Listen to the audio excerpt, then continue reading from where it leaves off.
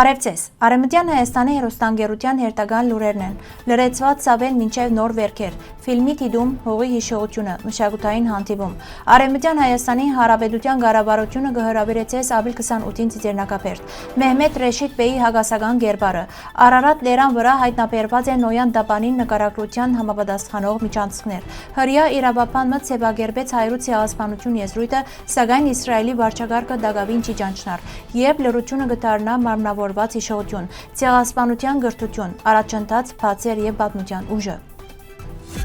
Ապրիլի 24-ին Արևմտյան Հայաստանի Հանրապետության պատվիրակությունը կազմակերպեց հուշերթ դեպի անմար գրակ հարկանքի դուրք մատուցելու հայ ժողովրդի ցեղասպանության անմեղ զոհերու հիշատակին։ Միջոցառումը կգրեր ոչ միայն հիշողության, այլ նաև բանջարդիրության խորհուրդ, ընդգծելով պատմական արդարության կարևորությունը։ Թեև ընդունված է ապրիլ 24-ը դիտարկել որպես հայրու ցեղասպանության խորհրդանշական օր, պատմական իրականությունը ցույց կտա, որ հայրու թեմ իրականացված բռնությունները սկսած էին դեռ 1894 թվականին։ 1915-ի ապրիլ 24-ը դարձավ այդ ոչռագործության գագաթնագետը զանգվածային ցերպակալություններով եւ կոտորածներով։ Ցավոք հայ ժողովրդի դեմ իրականացված բռնությունները չեն սահմանափակված անցյալով։ Անոնք դարբեր ցևերով շարունակված են նաեւ մեր օրերուն, հատկապես Արցախի մեջ տեղի ունեցած ողբերգական իրադարձություններով 2020 եւ 2023 թվականներուն։ Այս բոլորը անգամը եւս կհիշեցնեն, որ հիշողությունը պետք է ուղեկցվի զգոնությամբ եւ համասկային միասնությամբ։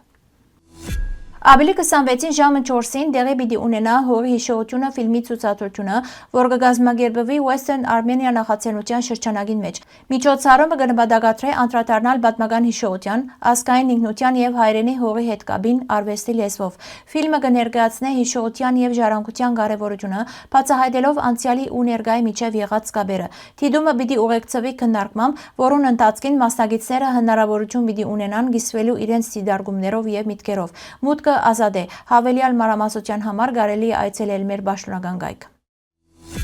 Արևմտյան Հայաստանի Հանրապետության կառավարությունը եւ ազգային ժողովը սիրով կհրավիրեն ներկա գտնվելու հայ ժողովրդի դեմ իրականացված ցեղասպանության զոհերու հիշատակի արարողության ազգային խորհրդի նախագահ Արմենակ Աբրահամյանի բարձր հովանավորության ներքո։ Արարողությունը պիտի կայանա Ծիծեռնակապերտի հուշահամալիր ապրիլ 28-ին ժամը 11-ին նվիրված այն պետություններուն, որոնք ճանցած են Արևմտյան Հայաստանի մեջ իրագործված հայրու ցեղասպանությունը։ Օսմանյան կայսրության վերջին դարիներում մռայլ գործիչներեն մեկը Մեհմեդ Ռեշիդ Բեյը պատմագրության մեջ կնկատվի հայրու ցեղասպանության գլխավոր գազམ་ագերբիչներեն մեկը, մինչ Թուրքիո մեջ մինչև այսօր կներկայացվի որպես ազգային նահատակ։ Պատմաբաններու այդ շարքին Ռայմոնդ Քևորքյանի համաձայն անոր գործունեությունը սկսած էր դեռ 1914-ին, երբ որպես Կոստանդնուպոլսո ռազմաբժշկական ակադեմիայի շրջանավարտ եւ Միություն եւ Առաջնիմություն կոմիտեի անդամ մասնակցած էր Էգեյան շրջանին մեջ հույներու թեմ բռնություններուն։ Անոր գործունեությունը գնահատվեցավ եւ Թալիաթ Փաշան անոր վստահեցավ կարևոր պաշտոններ։ 1915 թվականի մարտ 25-ին Տիգրանագերդի նահանգապետ նշանակվելով ան ստեղծեց մսագործներու գումարդակ կոչված զինված խմբավորումներ գազմված հանցագործներ է։ Շուտով սկսան զանգվածային ցերպակալություններ, իսկ հայ հոգևորականներն ու գործիչները ենթարկվեցան խոշտանգումներու գիծ մեղադրանքներով։ 1915-ի ամառը սկսան դեղահանությունները եւ կոտորածները։ Հայկական գյուղերը դադարեցան, բնակչությունը քշվեցավ անապատներ եւ ճանապարհներուն տեղի ունեցան զանգվածային սպանություններ։ Ականադեսներու այդ շարքին Ֆայզել Հուսեյնի եւ գերմանական դիվանագիտական աղբյուրներու վկայությունները կհաստատեն, որ Ռեշիդ Բեյը առանցքային թերագադարներ, ավարտը ողբերգական էր։ Տիգրանագերդի հայ բնակչությունը գրեթե ամբողջովին ոչնչացվեցավ։ Պատերազմեն յետ կան ցերպակալվեցավ, սակայն 1919-ին ինքնասպան եղավ խուսափելով դատավարութենեն։ Այնուամենայնիվ 1922-ին Թուրքիո մեջ անհրճակվեցավ ազգային նահատակ։ Ռեշիդ Բեյի գերբարը կմնա պատմական խոր հագասության օրինակ, որպես մեկը, որ դարբեր հիշողություններու մեջ կներկայացվի իբրև եւ հանցագործ եւ հերոս։ Արևմտյան Հայաստանի լեռներուն մեջ գտնվող խորհրդավոր երկրաբանական գոյացությունը ըստ որոշ հետազոտողներու գրնա կապված ըլլալ Նոյան Դապանի հետ։ Աստվածաշնչյան ավանդության համաձայն այդ նավը շուրջ 4300 տարի առաջ փրկած է մարդկությունը եւ կենդանիները ջրհեղեղեն։ Ամերիկացի հետազոտողներ կբնթեն թե հայտնաբերած են ստորգետնյա անցումներ, որոնք կմիանան մեծ կենտրոնական տարածությանը։ Հետազոտող Ջոնսի Գարձիկով այս կառուցվածքը կհիշեցնե Դաբանի նկարագրությունը 3 հարգերով։ Ինֆրագարմիր թերմոգրաֆիան կմատնանշե հնարավոր տակնված ձևավորումներ, որոնք ոմանք կմեկնաբանեն որպես նավի գմախք։ Սակայն այս բնդումները գիտականորեն չեն հաստատված եւ գիտական շրջանակները այս գոյացությունը կհամարեն բնական երկրաբանական ձևավորում։ Ապրիլ 24-ը այս տարի կնշե հայրու ցեղասպանության 111-րդ տարելիցը, հիշեցնելով մարդկության մեծագույն ողբերգություններն մեկը։ 1915-ին 1923 թվականներուն Օսմանյան կայսրության մեջ երիկ թուրքերու իշխանություններու գոմե իրականացված համագարկված տեղահանություններու եւ զանգվածային սպանություններու հետևանքով զոհվեցավ շուրջ 1.5 միլիոն հայ։ Դասնյակ օտարերկրացի լրագրողներ, միսիոներներ, դիվանագետներ, ինչպես նաև հրեա զինվորներ եւ գերմանացի իսպաներ ականատես եղան այս իրադարձություններուն, փաստագրելով կոտորածներն ու մահվան երթերը եւ զեկույցներ ուղարկելով իրենց կառավարություններուն։ Պատերազմեն յետք Օսմանյան կայսրության մեջ հայերու ավելի քան 90%-ը սպանված կամ դեղահանված էր, իսկ տարերով հայաբնակ Արևմտյան Հայաստանը գրեթե ամբողջովին դադարեցված էր։ Ցեղասպանություն եզրույթը 1944-ին ձևակերպեց լեհահրեա իրավապան Ռաֆայել Լեմկինը, նկարագրելու ազգային, էթնիկ կամ կրոնական խումբերու ոչնչացումը։ Ան ներշնչված էր հայերու կոտորածներն եւ հետագային զարգացած խաղապարը, նաեւ հոլոկոստի փորձառության հիման վրա։ 1948 դեկտեմբեր 9-ին ՄԱԳ-ը ընդունեց համապատասխան համաձայնագիրը, որ ուժի մեջ մտավ 1951-ի հունվար 12-ին։ Թեև Լեմկինի հասկացությունը մեծապես աստված էր հայրու դեմ իրականացված ոճրագործութենեն, Իսրայելը մինչ օրս պաշտոնապես չի ճանաչणार հայրու ցեղասպանությունը քաղաքական եւ դիվանագիտական պատճառներով։ Այս հարցը կշարունակի մնալ միջազգային քննարկումներու կենտրոն կապված պատմական արդարության եւ բարոյական պատասխանատվության հետ, իսկ ճանաչումն ու դատապարտումը կդիտվին որպես կարևոր քայլեր ապակա նման հանցագործություններու կանխարգելման համար։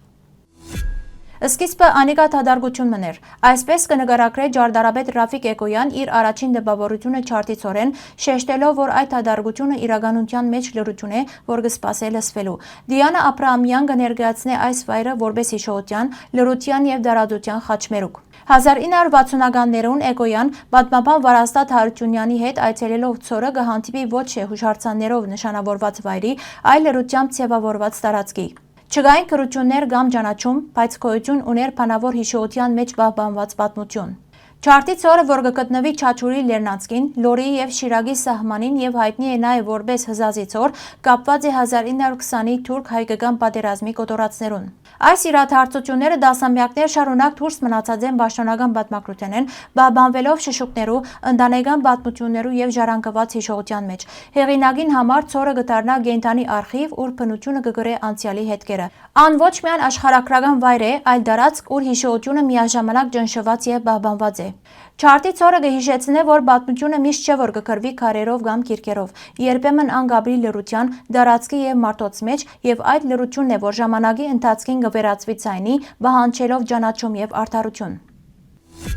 Ապրիլը որպես հիշողության եւ պատմական պատասխանատվության ամիս կբարձրացնե հարցը, որքանով ցեղասպանության գրթությունը գաստե հասարակության եւ ապագա սերունդներու ձևավորման վրա։ Վիկտորիա Աթամյան կներկայացնե ոլորտի զարգացումները, խնդիրները եւ գրթության թերը։ Հեղինակը զրուցած է 3 մասնակիցներու հետ, ներկայացնելով դպրոցական, հասարակական եւ pedagogan մագարտակներու փորձառությունները։ Անոնց համաձայն Միացյալ Նահանգներուն մեջ վերջին տասնամյակներուն առաջընթաց կա եւ նյութը աստիճանաբար կներառվի գրթական ծրագիրներուն մեջ, սակայն կմնան բացեր, անհավասար հասանելիություն, դարբեր չափորոշիչներ եւ երբեմն քաղաքական գամքի բագաս։ Այս կրթությունը զարգացած է աստիճանաբար, հիմնականաբար անհատներու եւ համայնքներու ճանկերով։ Կարևոր հանգրվան էր 1976-ին Facing History and Ourselves ստեղծումը, որը սկսավ հոլոկոստի ուսուցմամբ եւ շեշտեց, որ երիտասարդները պետք է դիմակրավեն պատմության բարդ հարցերը։